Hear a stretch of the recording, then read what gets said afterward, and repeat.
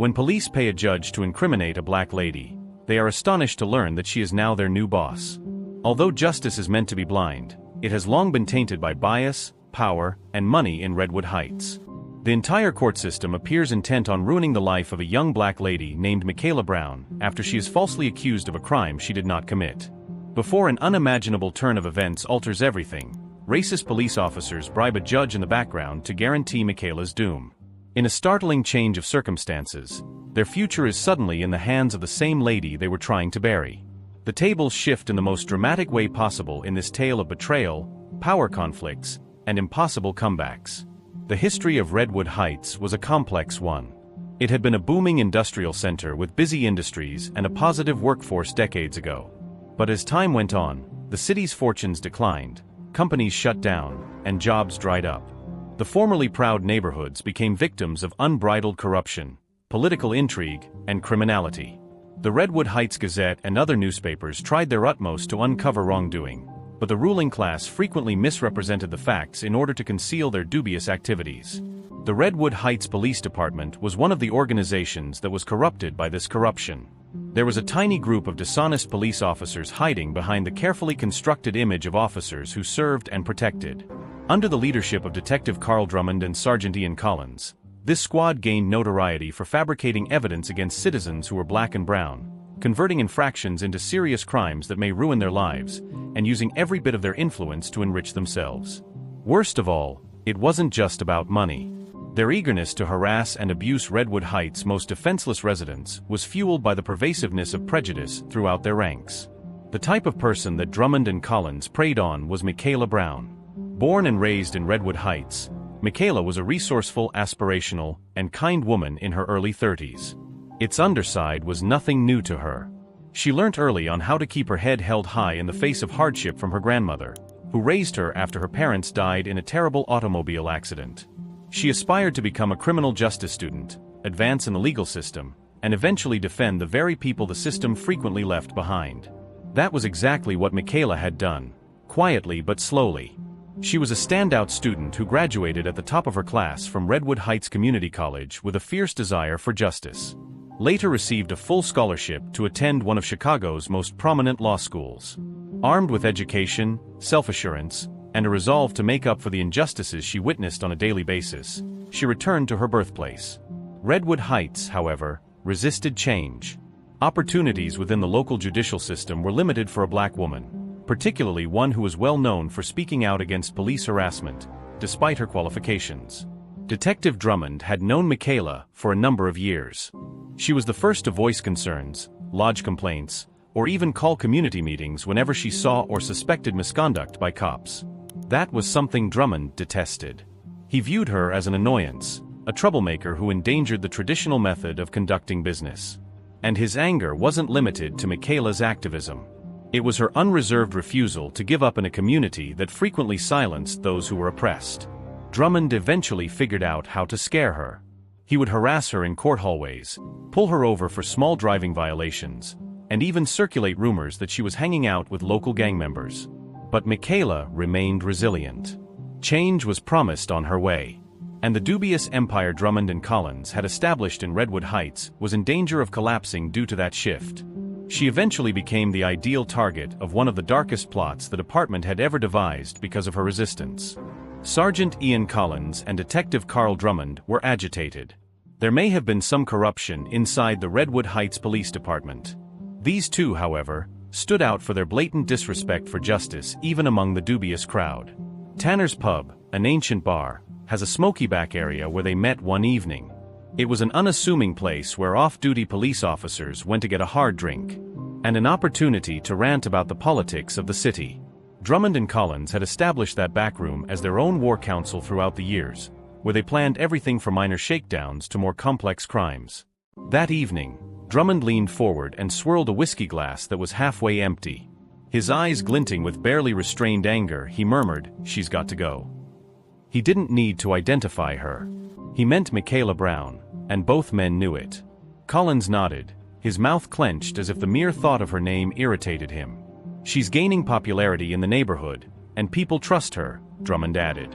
"She will demand that police behavior be looked at if she persists." You understand what that implies. Unspoken but implied, it indicated that the skeletons in their closet will finally emerge to the surface.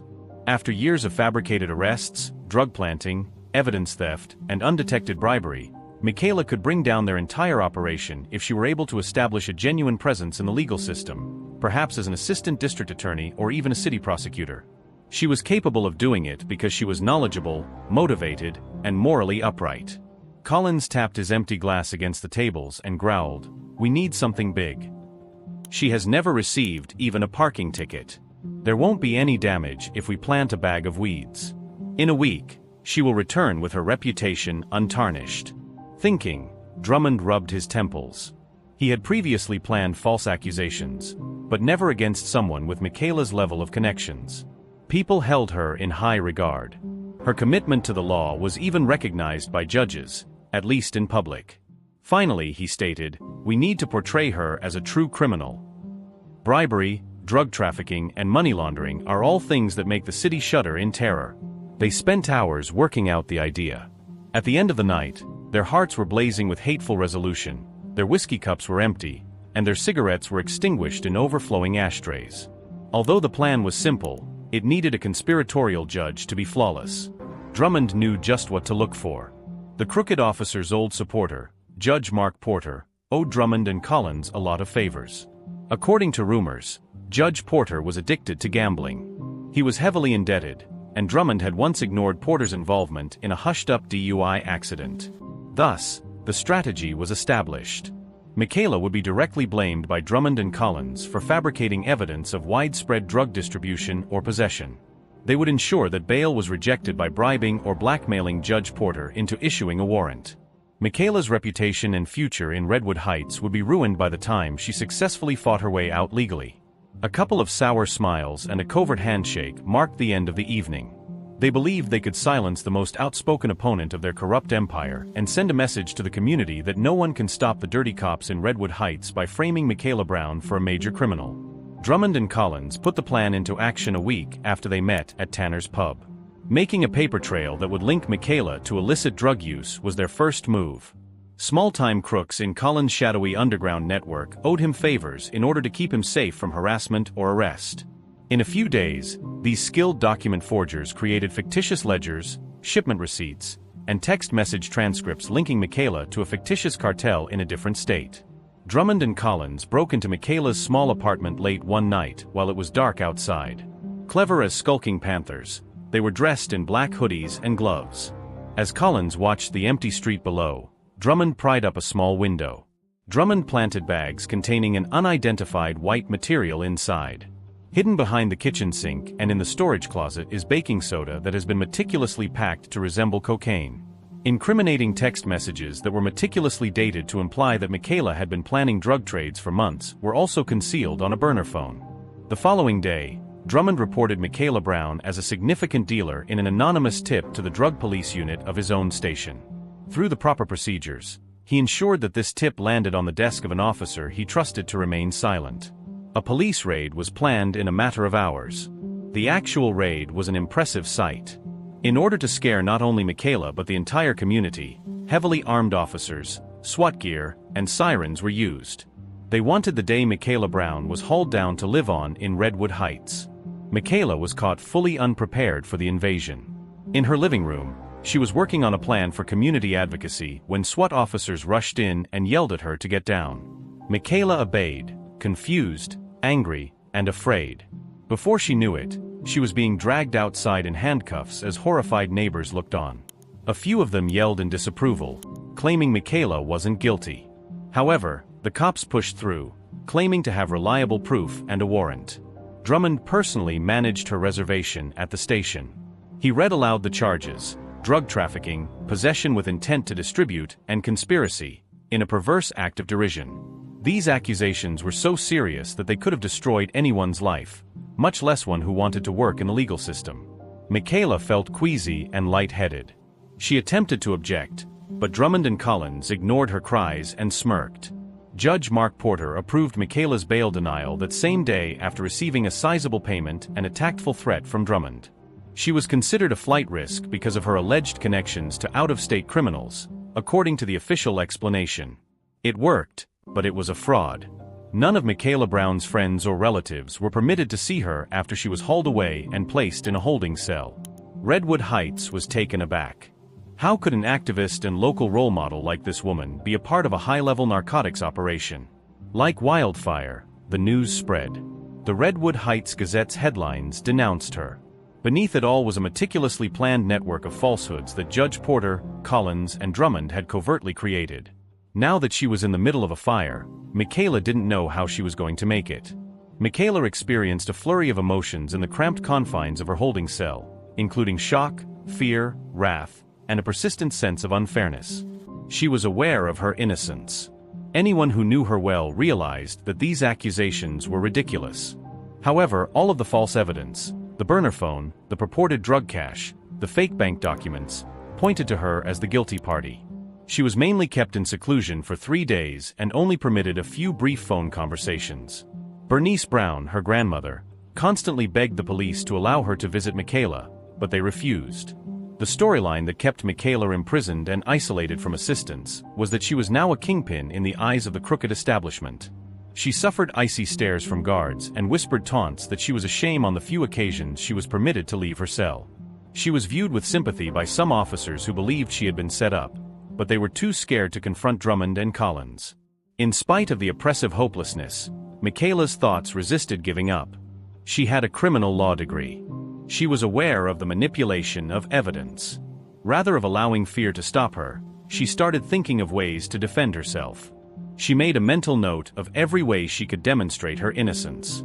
People in the community who could attest to her character, witnesses who could put her somewhere else, timestamps that didn't make up, and any leads that could help identify the true criminals behind this plot. However, she was out of time. Redwood Heights grew more hostile toward her the longer she was held in custody. Discussions erupted on online forums, with some people furious by her arrest and others claiming she was guilty. The rumor mill was fueled by the local TV station's uncritical repetition of the police's story. The morning of her arraignment was the pivotal moment. At last, Glenn Winters, Michaela's court-appointed lawyer, sat with a folder of legal documents in a tiny windowless meeting room. A young, dedicated public defender, Glenn was overburdened by a workload that was too heavy for one person to handle well. But from the first time he saw Michaela, he trusted her innocence. Glenn flipped over the papers and stated, "Miss Brown, they have a ton of evidence." His voice sounded solemn. "However, it feels too nice for some reason. It's too well organized." Michaela gave a nod. She answered, "That's because it's staged. We must demonstrate that it is a fake. We need to identify the culprit." Glenn gave her a pitying glance. "Judge Porter has set a high standard, but we'll try. Bail has been refused for you. This is being handled like a serious instance of human trafficking. We will need a lot of evidence, and we will need it fast, if we want to resist this." Despite the oppressive gloom, Michaela had a glimmer of optimism at that very moment. She wasn't by herself. Despite being overworked and understaffed, she had an ally. She also had her own resilience and brilliance. She was resolved to fight back, even though she might have been caught in a system that was meant to break her. She was committed to demonstrating to Redwood Heights and the rest of the world the extent to which a corrupt person would go in order to ruin an innocent life.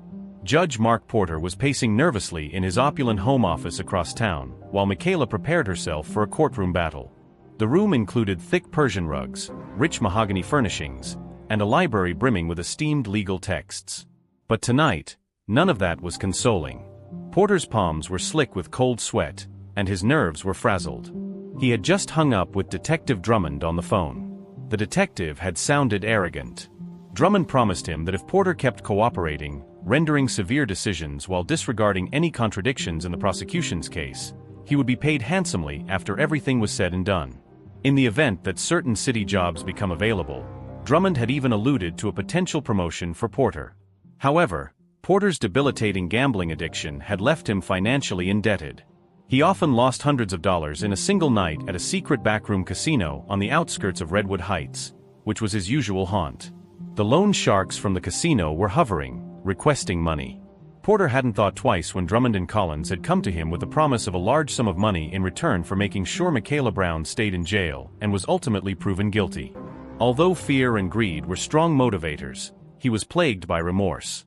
He had accepted bribes in lesser situations, so he was accustomed to dubious decisions, but this was different. Everyone in the neighborhood knew Michaela Brown. More than he wanted to acknowledge, the moral burden of accusing an innocent woman of grave crimes weighed heavily on him.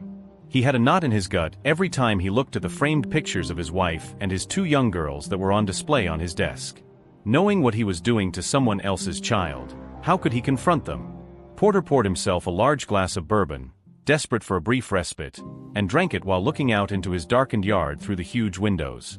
In the distance, the glittering city lights of Redwood Heights served as a sharp reminder of the sheer number of people who were at the mercy of a legal system that he was corrupting. He made an effort to defend his behavior. "The loan sharks will ruin me if I don't do this. Everything will be leaked by Drummond. I'll lose my reputation, my family, and my job." He found little solace in that justification. He had spent years navigating a difficult situation through dishonest business dealings and foolish wagers. This one well-publicized injustice against Michaela Brown was now the culmination of it all. He finished his drink with a trembling hand and placed the glass on his mahogany desk. He would appear in the Los Angeles County Superior Court tomorrow to preside over Michaela's first hearing after being summoned as a visiting judge for the overflow cases from Redwood Heights. He hated himself for publicly calling an innocent woman a criminal tomorrow. He made a secret promise to himself: one final task. Then I'm going out. He fooled himself into believing that he could change and stop the shady activities when he paid off his obligations. The cost of redemption, however, would be much greater than he could ever afford, as he had soon discovered. The community that Michaela had fought so hard to improve did not sit silent while she sat in jail. Michaela had developed close relationships with local business owners, civil rights activists, religious leaders, and neighborhood leaders over the years, and they all respected her dedication to justice. Those who knew her character well were incensed when word of her arrest spread like a brush fire. Small groups gathered outside the police station every evening with candles and signs that said, "Bring an end to corruption and free Michaela Brown." There were only a dozen or so ardent supporters at the beginning of the demonstrations. However, their numbers increased daily. Hundreds of people soon voiced their opposition to the injustice. Pastor Clarence Wright of the historic St. Elijah Baptist Church was among the most outspoken supporters. He publicly denounced the police department's racist past during Sunday sermons and called for an impartial inquiry into Michaela's case. Journalists from the area also started to sniff around. A few reporters at the Redwood Heights Gazette became dubious, even though the police narrative was still repeated in the large headlines. They had previously worked with Michaela Brown on an article that exposed substandard living conditions in low-income housing. She was known for being honest. Was she now called a drug dealer? The sum didn't add up. Investigating, obtaining papers, and interviewing neighbors who saw the raid, journalists got to work. Some of the honest cops inside the station were whispering to each other that Michaela was being set up. But the air was heavy with apprehension. Nobody wanted to be the next victim of Drummond and Collins. One night, only one young cop, Abby Hernandez, dared to approach the demonstrators outside in a discreet manner. Since she was new to the force, the toxic culture hadn't yet hardened her. "I can't speak on the record, but don't stop," Abby murmured gently when one of Mike Hala's friends recognized her. "It matters what you're doing, protesting and asking for answers." Back in her small cell, the faint sounds of chanting outside renewed Michaela's own optimism. She occasionally heard the demonstrators chanting her name and demanding justice via the tiny window in the hallway close to the cell block. It was like a lifeline, that faraway sound. She became aware that she was not alone. Even though the odds were stacked against her, the city she loved was fighting for her. Glenn Winters, her attorney, delivered even more encouraging news. Because the police report had contradictions, he had filed a petition to dismiss. Glenn was laying the foundation for an appeal, but Judge Porter was probably going to turn it down. He added that civil rights organizations and a few local lawyers were beginning to show interest. In a perfect world, one of these organizations would intervene with assets and knowledge, tackling the corruption at its source. Michaela held on to these glimmering hopefuls. Every expression of encouragement and reference to possible allies strengthened her resolve. In addition to clearing her record, she promised to destroy the crooked network that had captured her if she survived this adventure. She would stop at nothing to ensure that the city realized that Redwood Heights deserved more. Drummond and Collins intensified their intimidation strategies as Michaela's case moved closer to trial. They falsified evidence to avoid the defense's scrutiny and intimidated witnesses who dared to testify on Michaela's behalf. During pre-trial hearings, Judge Porter granted their requests in full, accepting dubious evidence but discounting any indication of police malfeasance as conjectural. The unscrupulous three appeared to have won handily. But soon, their well-planned facade started to show signs of weakness. Sergeant Ian Collins came home one evening to discover a simple package hidden beneath his front door. One picture showing him and Drummond meeting Judge Porter in a dark parking lot was contained therein. We know that words were typed on the back of the picture. No return address, no signature. Collins' heart was beating so hard that he was afraid he may faint. This photo was taken by whom? How did they obtain it? He called Drummond at once, and he hurried over, his face contorted with rage. They came to the conclusion that someone was following them, gathering proof of their plot, and they were afraid it might be a federal agent or an honest police officer. They talked about possible suspects, trying to figure out who may benefit from their demise. Judge Porter got an anonymous email on his personal account 2 days later. It had a mysterious message and the same picture. "Judge, the truth is on the way."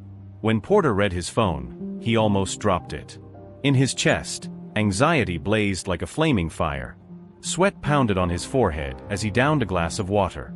He tried to call Drummond in a hurry, but the detective was busy. Judge Porter was caught up in a web of his own creating and felt more isolated than ever. Officer Abby Hernandez, meantime, kept an eye on the growing hostilities inside the station.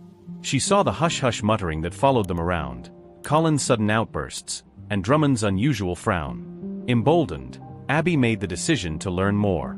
She searched internal files late at night for any documentation that may point to tampering in Michaela's case.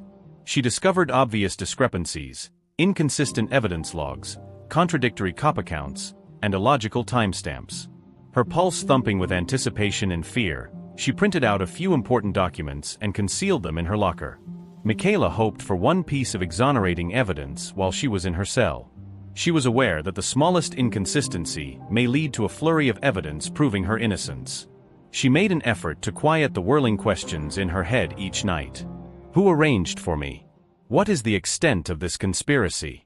She suspected Drummond, but it was a quite different story to prove it. Michaela could not yet see the fissures, but they were spreading. Small but crucial clues that the once invincible conspirators were losing control were the photograph and Abby Hernandez's private revelations.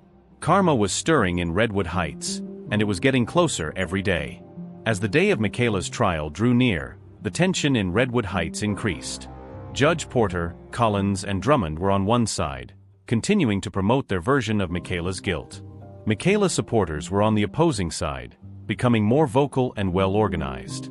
Signs calling for justice increased, protests outside the courthouse grew, and local artists played songs of resistance at rallies. A grassroots movement emerged, demanding that police corruption be looked into by an impartial oversight commission. A well-known civil rights lawyer called Elaine Patterson from the American Civil Liberties Union, or ACLU, entered the battle as an unexpected ally. Copies of the police files that highlighted questionable aspects of Michaela's case were sent to her office by the Redwood Heights Gazette. Patterson was intrigued and went to Redwood Heights to meet with Michaela and Glenn Winters, her public defender. Patterson was a welcome change of pace in the jail's claustrophobic visitors' room. With her gray hair pulled back in a tidy bun, she had the calm voice and keen eyes of an experienced professional. Patterson's face darkened as she heard Michaela's account of the suspicious raid, her activism, Drummond's hostility, and her story. "We have to do more research," she said. "This is a systemic practice, not just an erroneous arrest. We may uncover numerous instances of fabrication if we are able to substantiate one." A wave of hope swept through Michaela.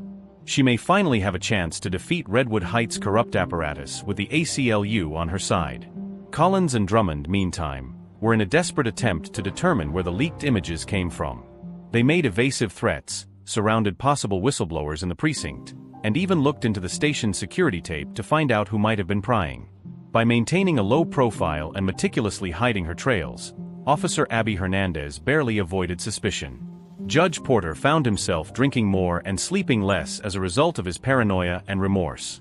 He dismissed his wife's worries about his unpredictable conduct by attributing it to work-related stress.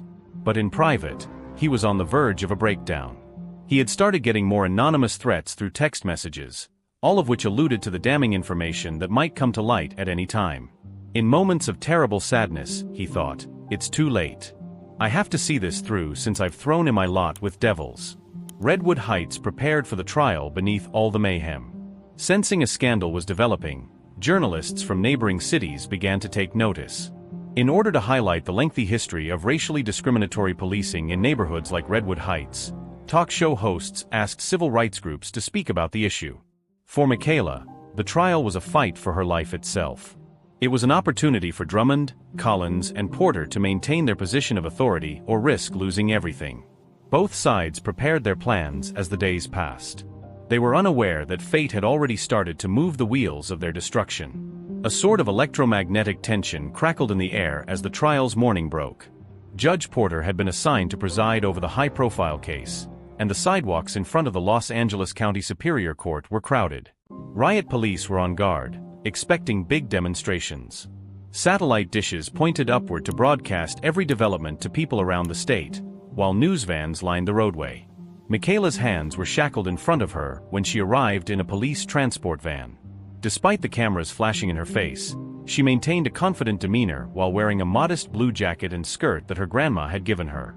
She joined Elaine Patterson, who had joined as co-counsel, and Glenn Winters at the defense table inside the courtroom. While Drummond and Collins sat smugly in the gallery, dressed in suits to pretend to be worried investigators, the prosecution team, which Drummond had handpicked, arranged their files on the opposite side of the aisle.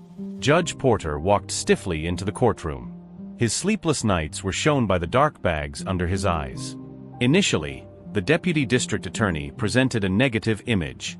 Once regarded as a neighborhood leader, Michaela Brown was charged with running a narcotics ring. The quantity of evidence found in her house and the anonymous tip that initiated the raid were the main points of contention between them. Elaine Patterson's reaction was caustic. She calmly explained that the Redwood Heights Police Department had a recorded history of corruption, that it was unlikely that a lady with Michaela's experience would suddenly become a drug kingpin, and that it was simple to falsify evidence. Her tone left little room for question, but she stopped short of labeling it a setup.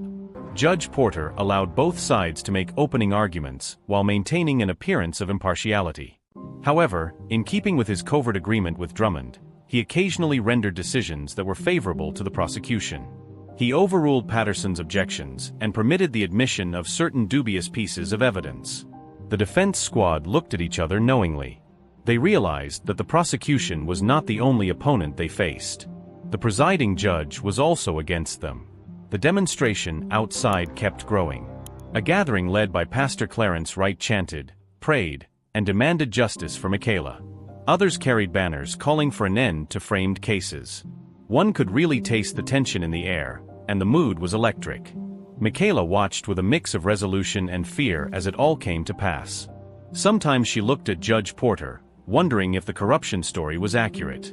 She looked at Collins and Drummond, their confident, smug smiles. Did they really think they could bury her and get away with it?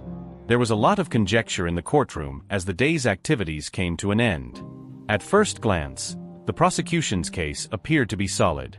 Winters and Patterson, however, were aware that the reality was much more nuanced. They thought the flaws would start to show with the appropriate proof and enough cross-examination. Neither side intended to surrender, and the combat lines were set.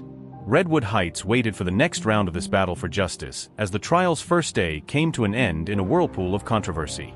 The prosecution called its key witnesses to begin the second day of the trial. Officers who participated in the apartment raid on Michaela.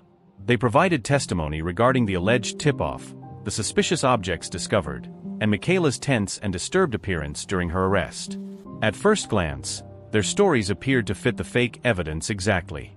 However, Elaine Patterson constantly pressed for information during cross-examination. Could you please explain the body camera footage's timestamp, Officer Grant? Her sincerity was concealed by a kind grin as she asked. After a little fumbling, the officer estimated the time. A copy of the official arrest report was produced by Patterson. It's interesting that your body cam captures you entering the building at 9:52 p.m., she stated. However, it is true that the raid started around 10:15 p.m., according to the arrest record. It was clear that the witness stand was confused. Although it was a little difference, it gave rise to suspicion that the officers' accounts might not be as reliable as they claimed. The next witness, Sergeant Collins, made an effort to remain composed. But Patterson questioned him about the cocaine found in Michaela's flat and its chain of custody. She said, "Tell me, Sergeant. How come you signed for the material at 10:20 p.m. according to the evidence log? However, according to the police transport data, you departed the scene at 10:05 p.m. There was silence in the courtroom. Collins stumbled, looking for a good reason, but he couldn't find one. Even if each of these discrepancies might not seem like much, they all worked against the prosecution's overall case. Despite Judge Porter's repeated cautions, Patterson persisted in her efforts to reveal every weakness in the facade. Drummond, watching from the gallery, tightened his jaw in the meantime. He sensed that the defense was trying to find weaknesses in the meticulously planned narrative. With trepidation, he tapped his foot and glanced at Judge Porter, perhaps telling him to do something. However, even Porter was unable to completely ignore these differences without raising suspicions. There was cautious optimism among the demonstrators outside the courtroom. Quickly, word got out about the defense's sharp cross-examination. Pastor Wright asked everyone to continue praying and to have faith that justice would be done. A local community organizer was discreetly given an envelope by Officer Abby Hernandez, who was hovering at the edge of the throng. Copies of documentation pointing up other inconsistencies in the official police statements were found within. Abby felt a mixture of fear and determination in her heart. She might lose her job or worse if Drummond found out what she had done. However, she couldn't bear the idea of an innocent woman being imprisoned. The prosecution's formerly strong foundation was beginning to reveal faint cracks by the conclusion of the second day. However, the most significant disclosure was yet to occur. Winters and Patterson had alluded to an unexpected witness whose evidence might completely unravel the case.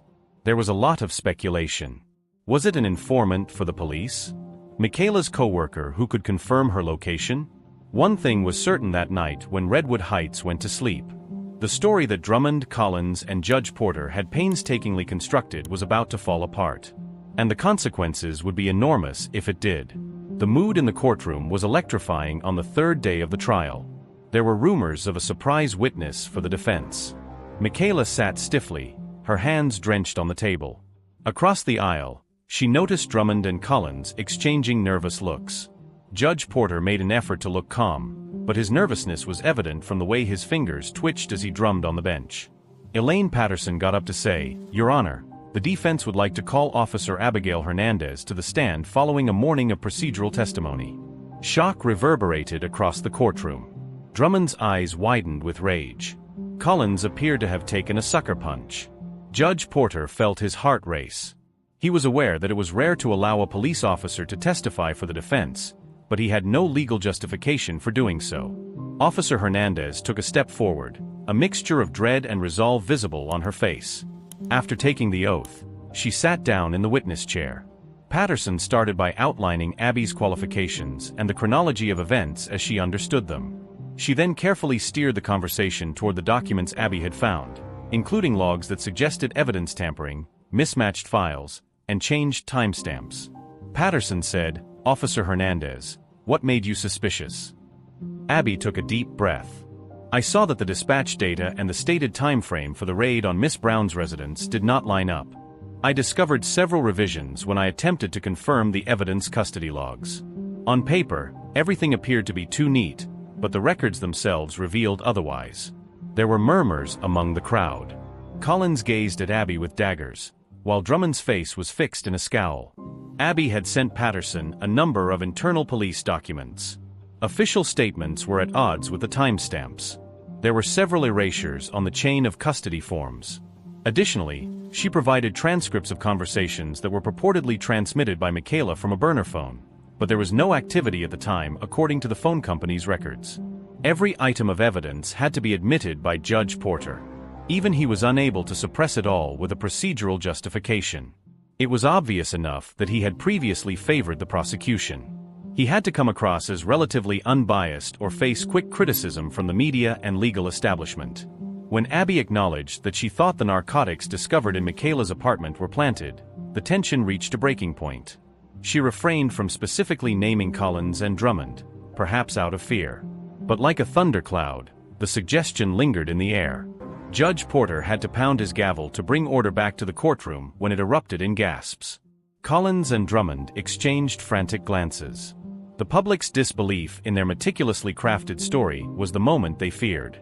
Michaela would most likely not face any charges if the jury accepted Abby's testimony and the damaging documents. Even worse, they would be the subject of an inquiry into police wrongdoing, which may result in prosecutions. The tide swung drastically in Michaela's favor in the course of one witness's testimony. The focus shifted from the defendant's alleged misconduct to the dubious activities of the Redwood Heights Police Department. Judge Porter saw his world fall apart as he sat on the bench. After selling his soul to Drummond's bribes, he watched as the case, and possibly his career, slipped out of his hands. Redwood Heights was rocked by the shocking testimony of Officer Abby Hernandez. The gathering outside the Los Angeles County Superior Court had doubled by the time the court adjourned for the day. Even many who had first questioned Michaela's innocence started to change their minds as cries for justice for her became more passionate. Talking heads discussed the implications of a police officer testifying against her own department as the story took over the local evening news. There was a noticeable tension in the police station's hallways. For several police, it was a vindication. Someone finally had the guts to reveal the corruption they had suspected. Others were furious about traitors, particularly those who supported Drummond and Collins. Barking commands and frightening subordinates who ventured to assist the defense, Drummond bounded around. Collins made an effort to sound confident, but his voice was shaky. Everyone understood that this was more than the testimony of a single cop. The question was whether a whole system of lies would collapse. Judge Porter was caught up in a bad dream. He was alone in his apartments, pacing back and forth while perspiration formed on his forehead. He knew quite well that Abby's testimony may cause a lot of problems. The bribes and blackmail against him would soon be found if an internal affairs probe was launched. Porter picked up his phone and called Drummond. Porter snarled as soon as Drummond picked up, "Fix this. We're all doomed if this continues. I'm putting effort into it." "Just do your job from the bench," Drummond said, gritting his teeth. The phone hung up. Porter stared at the stack of papers on his desk as he slumped into his chair. It felt like standing on a collapsing bridge to keep going down this path, but he was too far gone to turn back now. Glenn Winters and Elaine Patterson, who had scheduled a late meeting with her.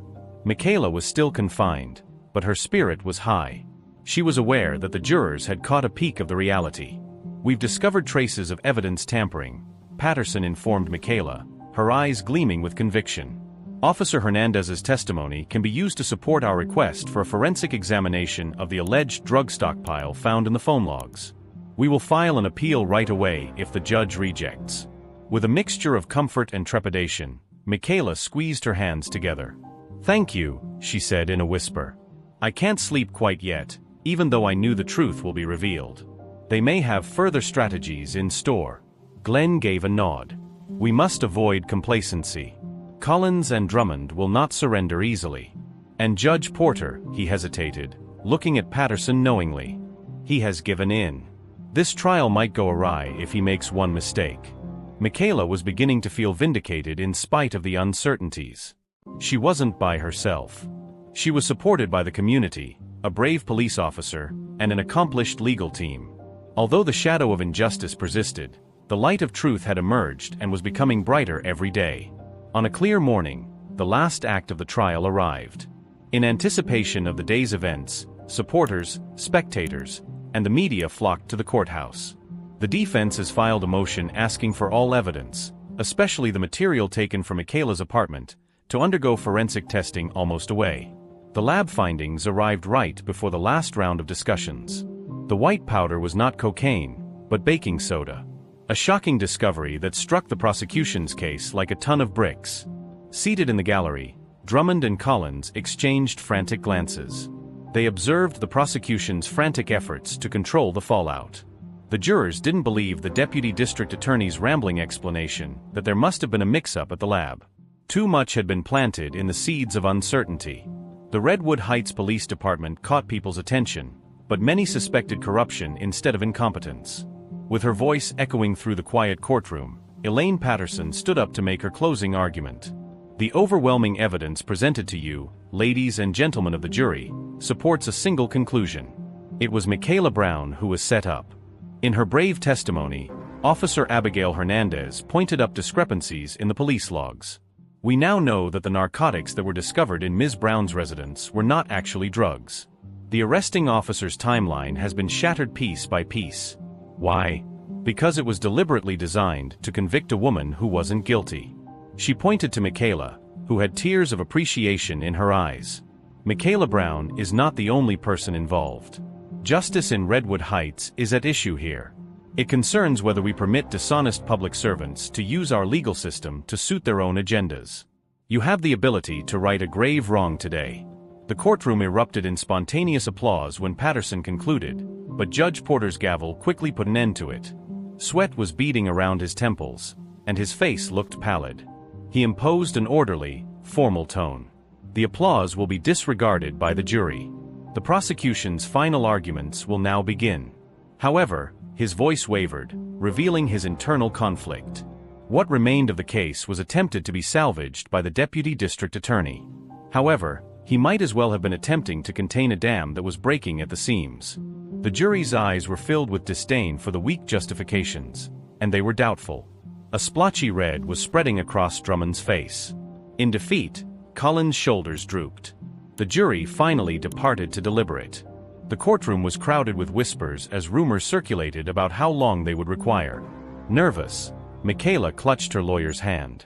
"Have faith," Patterson said as he hugged back. Drummond and Collins were furiously glaring at the defense table across the aisle. The jury returned less than 2 hours later.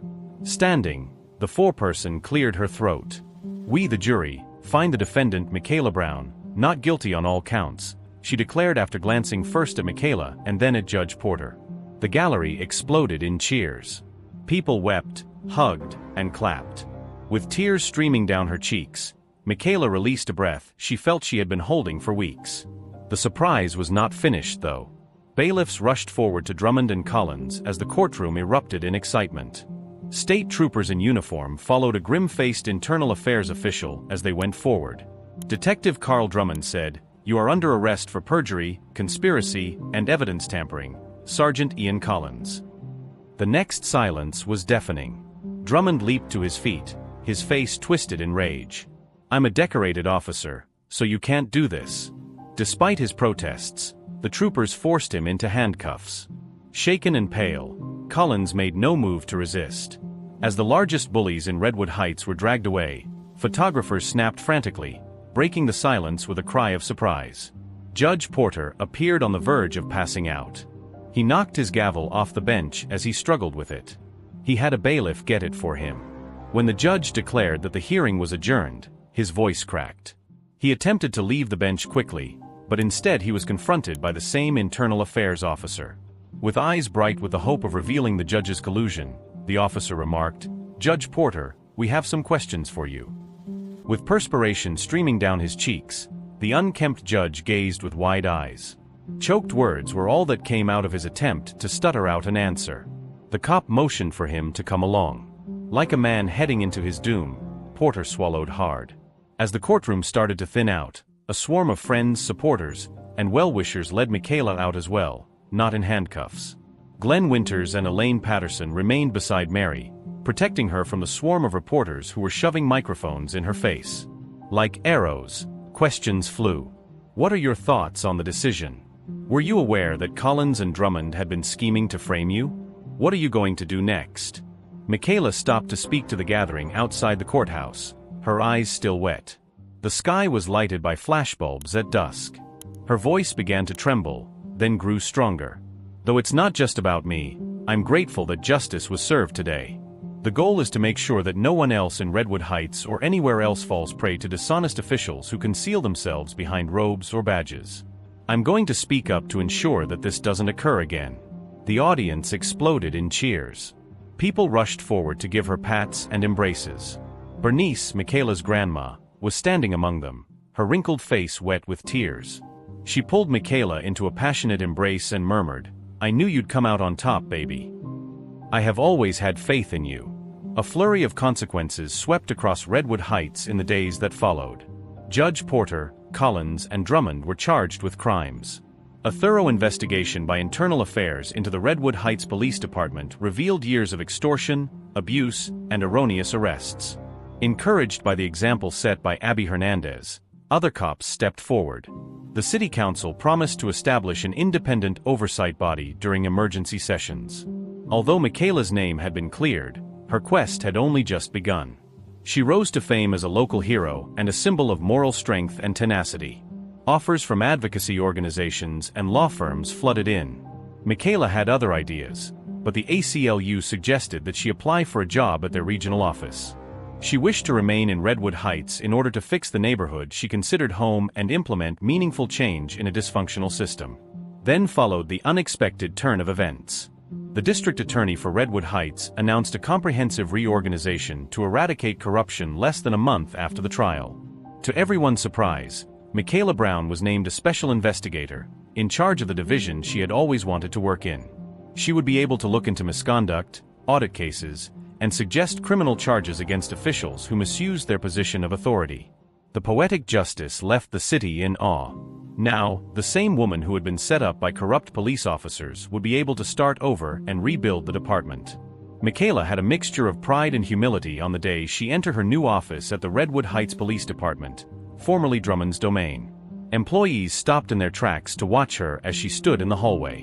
While some displayed cautious looks, others smiled with sincere admiration. She froze when she got closer to the corner office. Michaela Brown, Special Investigator, was listed on the nameplate on the door. She put a quivering hand on it, threatening to cry. The memories flashed in that instant. The excruciating strip search, the chilly holding cell, her arrest, and the shock of learning of the false accusations. She was now in a position of power that she might use for good because of the events that lead her here. Restructuring the supervision procedure was her first task. She established a tone of transparency and accountability by scheduling a meeting with the department's leadership. She also personally thanked Officer Abby Hernandez for her bravery by calling her into her office. With her hat in hand and a still anxious expression, Abby took over. Michaela calmly met her sight and continued, "You changed everything. The truth was revealed because of you." Abby gave a bashful smile. "I simply did the right thing. Only if we get rid of all the nasty people will this place be better." Michaela promised that we would work together. She remembered Collins and Drummond. Ironically, rumors circulated that they had been refused bail because they posed a flight risk. The media was already calling the impending trial of Judge Porter the largest corruption scandal Redwood Heights had ever witnessed. The city anticipated more bribery, misbehavior, and hateful racist exposes. Michaela promised to be steadfast and bring light where darkness flourished. Following this, Redwood Heights started its gradual reform process. New training programs for police personnel that emphasized community involvement and racial equity were implemented. Previously marginalized community leaders now hold seats on advisory boards. A series of exposés exposing institutional unfairness were published by the Redwood Heights Gazette, which referred to it as the city's necessary reckoning. The city dared to dream for a future free from the lingering shadow of corruption, despite the grave wounds. And at the center of it all was Michaela Brown, a living example of the strength of integrity, bravery, and fortitude. She had transformed from scapegoat to savior, from prisoner to guardian. Once nearly muffled by malevolent plots, her voice now resounded with power. The racist police officers who attempted to destroy her were now sitting in jail, exposed and helpless, awaiting trial. The judge who sacrificed his reputation for bribery had to face the consequences of his actions. It was a tale of karma coming full circle in that way. An innocent lady stood up to overthrow the very system that nearly brought her down in a land where justice had once been sold to the highest bidder. In Redwood Heights, Michaela Brown's story became legendary, serving as a reminder that truth always triumphs over massive corruption. And occasionally it does it with an unexpectedly dramatic flourish. We appreciate you coming along on this incredible journey through betrayal, deceit, and eventual redemption. The tale of Michaela Brown is a tribute to the human spirit's tenacity and a reminder that when decent people speak up for what's right, injustice can be reversed. Every story serves as a reminder that even in the face of the most heinous plots, truth and accountability will win out, from the first startling setup by racist police officers to the triumphant moment she gained power. Let's continue the conversation if this tale touched you, motivated you, or caused you to re-evaluate the systems of power that govern our lives. For more engrossing tales of justice and hope, kindly like this video, subscribe to our channel, and share it with your friends. By working together, we can expose corruption and support the brave individuals who strive for a more equitable society. I appreciate you watching.